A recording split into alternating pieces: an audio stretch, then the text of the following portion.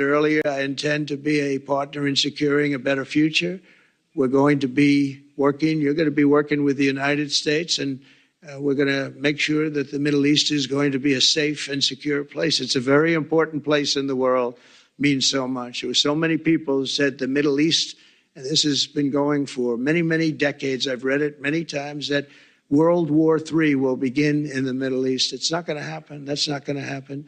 There was a time that you would have thought it could have, but it's not going to happen. There won't be World War III, hopefully at all, but it's not going to start in the Middle East. We're not going to have a World War III if we're smart. There'll never be a World War III. World War III will begin in the Middle East. It's not going to happen. That's not going to happen. There was a time that you would have thought it could have, but it's not going to happen. There won't be World War III, hopefully at all, but it's not going to start in the Middle East. We're not going to have a World War III if we're smart. There'll never be a World War III. World War III will begin in the Middle East. It's not going to happen. That's not going to happen. There was a time that you would have thought it could have, but it's not going to happen. There won't be World War III, hopefully at all, but it's not going to start in the Middle East. We're not going to have a World War III if we're smart. There'll never be a World War III. Together over the next few years, we're going to make our military stronger, tougher, faster, fiercer, and more powerful than it has ever been before. I rebuilt our nuclear, as you probably know, but we'll upgrade that also and just hope we never have to use it. We have to hope we never have to use it, because the power of that is so incredible. I see things, I don't think they'd show it to you. I really wouldn't want them to show it to you. But when you see the result of what's left, you never want to use that. Never, never, ever. All right, shalom, shalom. I want to give all praises, glory, and honor to Yahweh, Bahasham, Yahweh Shai, Bahasham, Rachal Kodash. Double honor to the apostles and the elders of Great Millstone who rule well and who teach well. Much peace and mercy to the hopeful elect. You brothers and you sisters wholeheartedly waiting upon the Lord Yahweh to send his only begotten son Yahweh Shai to deliver us from this captivity. To you I say shalom. This video is going to be entitled Trump says there will be no WW3. Trump says there will be no WW3. So this is a lunchtime video. It's going to be real swift through the spirit. I pray it's edifying and faith boosting. So, Donald Trump went on stage and basically made a couple speeches. Lord willing, I could put the video in the post-production. And he said it straight out of his mouth, verbatim. There will be no World War III. We're going to do everything in our power to stop or to prevent a third world's war, right?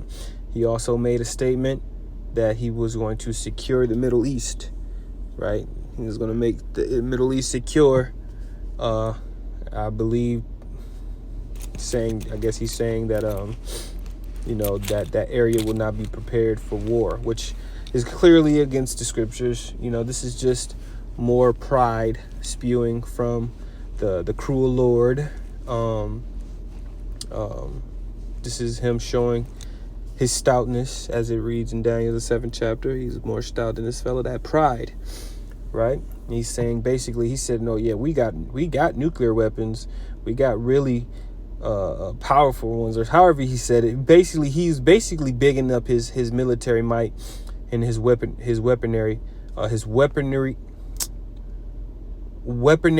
power. That's the best way I can put it. And basically said that Russia's number 2, and we have these submarines, and these submarines are very powerful. You know how Trump is. So, hey man, I just got a few scriptures, man, because the scriptures say clear contrary. Hold on, yeah, watch me on Sharp 144. It's clear contrary to the statements that this man made. Right, there is going to be a third world's war, and it's going to happen very soon. This is Revelation chapter 8, verse 13. And I beheld and heard an angel flying through the midst of heaven, saying with a loud voice, Woe, woe, woe to the inhabitants of the earth, by reason of the other voices of the trumpet of the 3 angels which are yet to sound. So these woes represents the different world wars that were going to happen on the earth, right? You had World War One. World War One, which is the first woe. You read Revelation 9 and 12. One woe is past, and behold, there come two woes more hereafter. The first woe is World War I, which is from 1914 to 1918, right? And then you have the second woe. Let's grab Revelation 11 and verse 14. The second woe is past, and behold, the third woe cometh quickly. You see? So this second world war was from 1939, September 1st, to 1945, September 2nd. You see? That was world. I always have a hard time saying World War II. You see? So that was that war. That passed. Those two wars already happened. They were fought, and it was done. You see, but now this third world's war is going to be fought in a different manner, right? As it reads in Isaiah chapter 9 and verse 5. For every battle of the warrior is with confused noise and garments rolled in blood. So back in the day, you know, when countries went to war against each other, they would gather up an army, some 5,000, 10,000 plus, right? 30,000 of men, and you might have 5,000 horsemen, right? Which you might have some archers, you might have 500 archers, right? And then they will all meet up in a big plain or a big like valley or a landmass, and they will what? They will all fucking just rush into each other head first. That's why it says that every battle of the warriors with confused noise, because you hear the ching chong ching ching and people screaming, right? And it says that the garments were rolled in blood, people getting hacked, arms flying, heads flying, legs flying, blood splattering. But this shall be with burning and fuel of fire. So this third world's war is going to be with burning and with fuel of fire. You see? So let's jump to Revelation chapter 16, because the other statement that he made was basically that he was going to secure the Middle East, right? The Middle East will be secure, right? There will be no world war. But this is what the scriptures say. This is Revelation 16 and 12. And the sixth angel poured out his vial upon the great river Euphrates. Euphrates is over there in the Middle East. And the water thereof was dried up, that the way of kings of the earth of the east might be prepared. Right? So the Euphrates is a key river in biblical prophecy. That's how you know that these scriptures are alive. That's how you know that the Heavenly Father spoke these things in the past, and now he's making it to come to fruition, man. Right? So this is why we trust in the Bible, because we already know what's about to happen. What we're doing right now is just waiting for it to come to pass. Let's see here.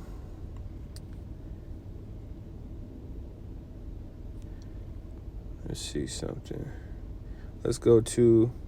Let me show you the actual destruction of this place. This is Isaiah chapter 34 and verse 1.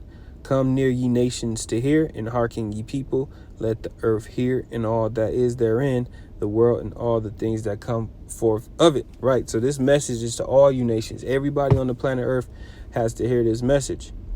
What's the message? For the indignation of Yahweh is upon all nations, and his fury upon all their armies. So the Heavenly Father is not happy with you nations. He's not happy with the Edomites, the Moabites, the Ammonites, right? He says his indignation is upon all the nations. It says he hath utterly destroyed them. He hath delivered them to the slaughter. Right, the Lord is going to ultimately destroy these people, man. Destroy these nations. He's going to gather them up in the valley of Hawashaphat and do what? Destroy them. He said, let's grab that. Like I said, I'm trying to make this swift through the Spirit. This is Joel chapter 3. I'm gonna get the point, verse 12. Let the heathen be be wakened and come up to the valley of Jehoshaphat, for there will I sit to judge all the heathen round about. You see, so Jehoshaphat is in the Hebrew Yahweh, which means the Lord's judgment. So the Lord's going to gather these nations. Oh, let's grab what's that, Zephaniah 3:8. Zephaniah chapter 3:8. Therefore wait ye upon me, saith the Lord Yahweh, until the day that I rise up to the prey. For my determination is to gather the nations, that I may assemble the kingdoms, to pour upon them mine indignation, even all my fierce anger, for all the earth shall be devoured with the fire of my jealousy. So this is the Lord's purpose. This is what the Lord purposed. He's going to gather all these nations up. He's going to send them over there in the Middle East. They're going to fight. They're going to war. They're going to kill each other. And then guess what? Yahweh Shai is going to return. And when Yahweh Shai returns, they're going to all stop fighting each other, and they're going to try to fight Yahweh Shai. And it's not going to work. So let's go back to that Isaiah 34. It says he hath Isaiah 34, in the end of verse 2, he hath utterly destroyed them, he hath delivered them to the slaughter. Their slain also shall be cast out, and their stink shall come up out of their carcasses, and the mountains shall be melted with their blood. So right, so none of those bodies gonna be buried. You see, when they go over there, because you gotta think about it, this is all going to happen in succession. This is a timeline. You got right now, and you're gonna have Jacob's trouble. Jacob's trouble is going to initiate the MOTB. The MOTB is going to initiate World War III. World War III is going to initiate what? Yahweh Shai's return.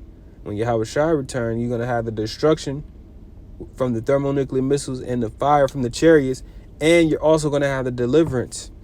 The elect is going to be delivered and beamed up in those chariots. So this is all the timeline. Verse 4, and all the hosts of heaven shall be dissolved, and the heavens shall be rolled together as a scroll, and all their hosts shall fall down, as the leaf falleth off from the vine, and as a falling fig from the fig tree. You see, so this is talking about the missiles, right? It says that it rolled together as a scroll. A scroll, when you roll it together, it looks like a mushroom. So he's describing a mushroom cloud. Verse 5, for my sword shall be bathed in heaven. Behold, it shall come down upon Idumea, and upon the people of my curse, upon the people of my curse to judgment. And that's talking about Esau. Idumea is a Greek way of saying Edom. Verse 6, the sword of the Lord Yahweh is filled with blood. It is made fat with fatness, and with blood, with the blood of lambs and goats, with the fat of the kidneys of rams.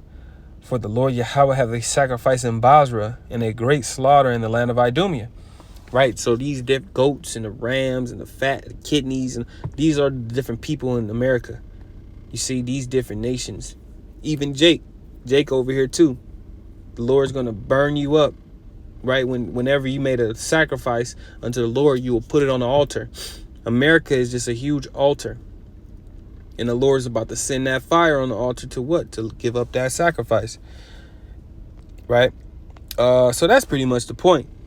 So when you people who believe and trust in Donald J. Trump, who said there's not going to be a World War III, hey, you're sadly mistaken.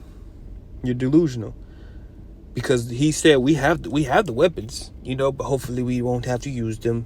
But guess what? They're not for you to hold on to. They're going to be used because the Lord wants them to be used.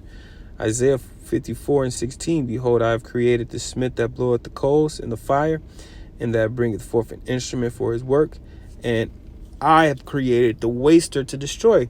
So you got the scientists, they were in the labs, right, splitting the atoms, and ultimately enriching that uranium to what? To ultimately formulate that nuclear combustion. So now they have a weapon that can literally annihilate millions of people within minutes. Within hour, it says in less than an hour, this place is going to be destroyed. I got one more, and then I'm gonna close it out.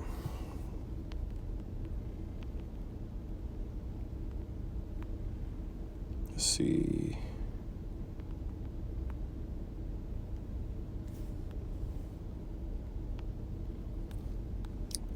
Bear with me 1 second.